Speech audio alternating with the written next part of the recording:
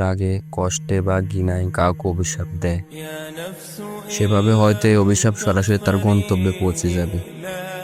কিন্তু জানো, হাদিসে এসেছে তা এত সহজ নয়। রাসূল সাল্লাল্লাহু আলাইহি সাল্লাম বলেছেন, যখন বান্দা কাউকে অভিশাপ দেয় তখন সেই অভিশাপ আকাশের দিকে উঠে যায়, কিন্তু আকাশের দরজা তার জন্য বন্ধ করে দেওয়া হয়। তারপর সেটি জমিনের দিকে ফিরে আসে, কিন্তু জমিনের দরজাও বন্ধ করে দেওয়া হয়। অতঃপর তা ডান দিকে বাম দিকে যায়, কিন্তু কোথাও আশ্রয় পায় না। শেষ পর্যন্ত সেই অভিশাপ ফিরে আসে তার কাছে যার বিরুদ্ধে বলা হয়েছিল।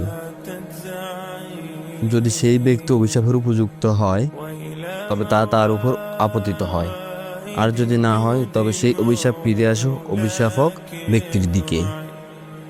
তাই ভাই ও বোন, রাগ বা কষ্ট কখনো কাউকে অভিশাপ দিও না, কারণ তুমি জানো না তোমার মুখ থেকে বের হওয়া সেই কথা শেষ পর্যন্ত কার ভাগ্যে ফিরে আসবে।